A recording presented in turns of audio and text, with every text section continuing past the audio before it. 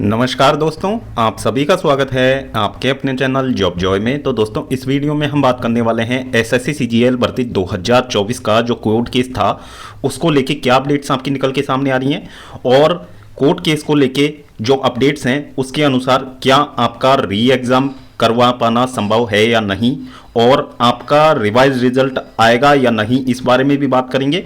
और SSC CGL भर्ती 2025 से रिलेटेड कुछ इंपॉर्टेंट अपडेट्स जो हैं वो आपको इस वीडियो के माध्यम से मिलने वाली हैं। तो दोस्तों, पूरी जानकारी आपको इस वीडियो के माध्यम से मिलेगी।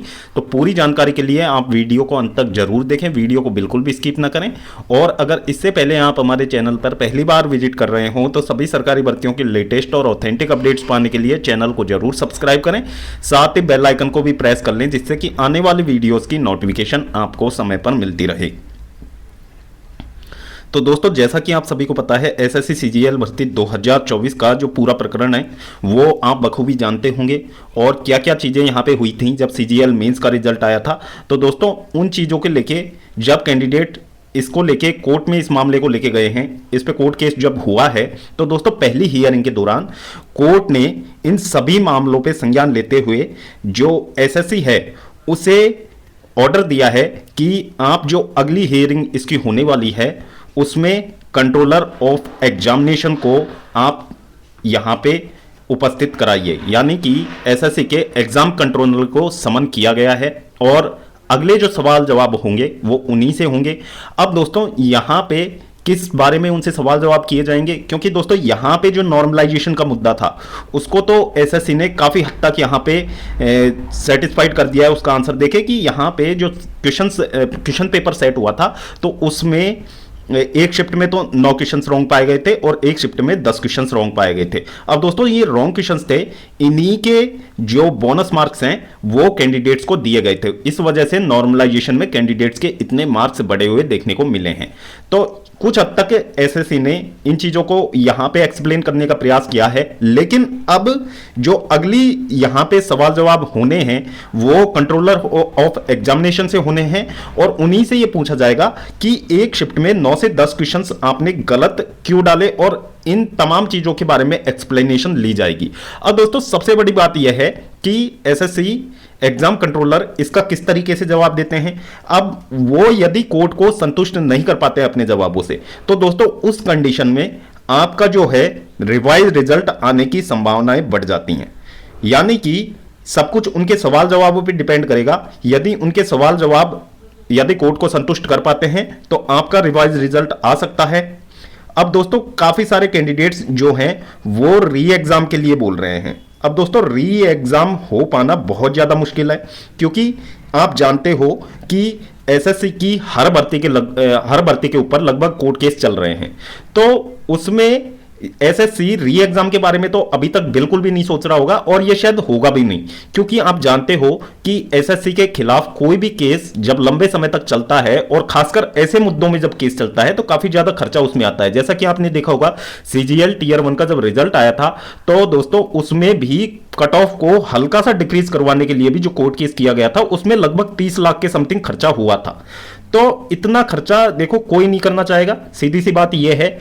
और आप जो री एग्जाम के लिए सोच रहे हो तो दोस्तों री एग्जाम हो पाना बहुत ज्यादा मुश्किल है और एक तरीके से आप असंभव भी इसे बोल सकते हैं कि री एग्जाम यहां पे दोबारा एसएससी नहीं कंडक्ट करवाएगा, क्योंकि एसएससी कोर्ट के जो आदेश आते हैं उन्हीं की जब अवहेलना कर देता है तो यहां तो री एग्जाम जैसा फैसला कोर्ट भी नहीं सुनाएगा, क्योंकि एक इतना बड़ा संगठन है उसने मेंस एग्जाम कंडक्ट करवाया है। अब इसको री एग्जाम तो कोर्ट भी यहां पे फैसला देने में 1000 बार सोचेगा और जहां तक है इसका फैसला आएगा भी नहीं।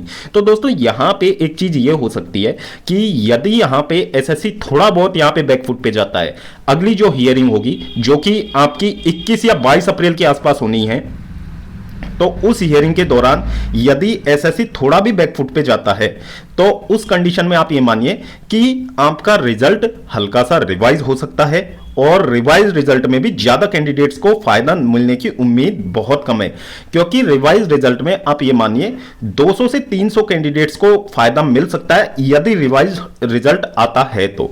बाकी उसके भी चांसेस बहुत कम लगते हैं। बाकी अगर ऐसा होता है तो ज्यादा कैंडिडेट्स को फायदा नहीं मिलेगा। और दोस्तों, इसमें जो रिवाइज रिजल्ट ही आपका एक समाधान हो सकता है, बाकी री एग्जाम आपका हो पाना बहुत ज्यादा मुश्किल है। अब जो आपकी अगली हियरिंग होगी वो 21 या 22 अप्रैल के आसपास होनी है। अब दोस्तों ये मान लीजिए कि ये एक तरीके से आपकी लास्ट हियरिंग होने वाली है इस कोर्ट केस की, ये फाइनल हियरिंग आप इसे मान के चलिएगा, क्योंकि अगर इसके बाद में एसएससी गिल्टी भी पाया जाता है ना इस पूरे मामले में, बिल्कुल पूरी तरीके से एसएससी दोषी भी पाया जाता है इस मामले में, तो दोस्तों अगली जो सुनवाई है 21-22 अप्रैल को ये सुनवाई होगी। इसके बाद में जो अगली सुनवाई है वो आपको बहुत लेट उसकी डेट मिलेगी। यदि डेट मिलती भी है तो लगभग 1 से 1.5 महीने बाद आपको उसकी डेट मिलेगी। तो दोस्तों उस समय तक एसएससी सीजीएल भर्ती 2024 पूरी तरीके से कंडक्ट करवा लिया जाएगा। तो इसमें या तो कोर्ट ये ऑर्डर दे दे कि जब तक इस मामले का पूरा निष्कर्ष नहीं निकल जाता है तब तक सीजीएल 2024 भर्ती की आगे की सारी भी जितनी भी प्रोसीडिंग्स हैं उन पे रोक लगा दी जाए। तो ये एक तरीका हो सकता है कि यहां पे कैंडिडेट्स को पूरी तरीके से न्याय मिल सके। अदरवाइज ऐसा नहीं होता है, भर्ती पे स्टे नहीं लगता है, तो दोस्तों आप ये मान के चलिएगा कि ये आपकी लास्ट हियरिंग होने वाली है और इसमें जो फैसला निकल जाएगा वो निकल जाएगा। इसके बाद में तो यदि स्टे नहीं लगता है तो भी यदि अगली सुनवाई में एसएससी गिल्ट भी पाया जाता है ना तो उस मामले में कुछ भी यहां पे नहीं होगा, क्योंकि एसएससी का सिर्फ एक ही जवाब रहेगा कि हमने कैंडिडेट्स को ज्वाइनिंग दे दी है, अब इस मामले में किसी भी तरीके का कोई सुधार नहीं हो सकता। तो एक तरीके से जो ये अब अगली हियरिंग कोर्ट को इससे रिलेटेड होने वाली है तो वो एक तरीके से आपकी फाइनल हियरिंग आप मान के चलिएगा। अब दोस्तों चीजें जो हुई हैं वो वाकई में गलत हुई हैं और खुद एसएससी भी इस बात को मानता है, क्योंकि जैसा कि आप सभी को पता है 1 अप्रैल की डेट में जो ट्विटर कैंपेन आयोजित करवाया गया था उसमें सभी टीचर्स ने एसएससी चेयरमैन से मीटिंग की थी। अब दोस्तों चेयरमैन से मीटिंग के दौरान ये सारे मुद्दे रखे गए थे कि आपने मेंस एग्जाम में 19 क्वेश्चंस रॉन्ग डाले थे, दोनों ही शिफ्टों को मिला के 19 क्वेश्चंस आपने रॉन्ग डाले थे और उन सभी के बोनस मार्क्स आपने ज्यादातर कैंडिडेट्स को दिए थे। तो ये चीजें जो पढ़ने वाले कैंडिडेट्स थे उनके लिए गलत हुई। तो एसएससी इस चीज को मानता है कि उसने पेपर का लेवल मेंटेन नहीं किया। साथ ही एसएससी ने यहां पे ये भी गलती मानी है कि हमसे बहुत ज्यादा गड़बड़ियां सीजीएल 2024 में हुई हैं, लेकिन दोस्तों एसएससी ने ये चीजें लिखित रूप में नहीं दी हैं। एसएससी ने सिर्फ टीचर्स के सामने वो बातें मानी हैं और ना ही इसका कोई लिखित प्रूफ है। तो यहां पे यह बात तो तय है कि सीजीएल 2024 में भारी मात्रा में गड़बड़ियां एसएससी से हुई हैं।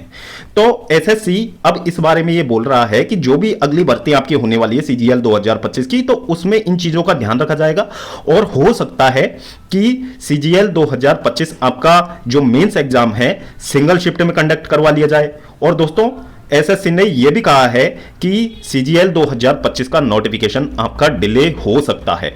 तो ये न्यूज एसएससी की तरफ से ही निकल के सामने आ रही है, जो कि वार्ता हुई थी टीचर्स और एसएससी चेयरमैन की मीटिंग के बीच में।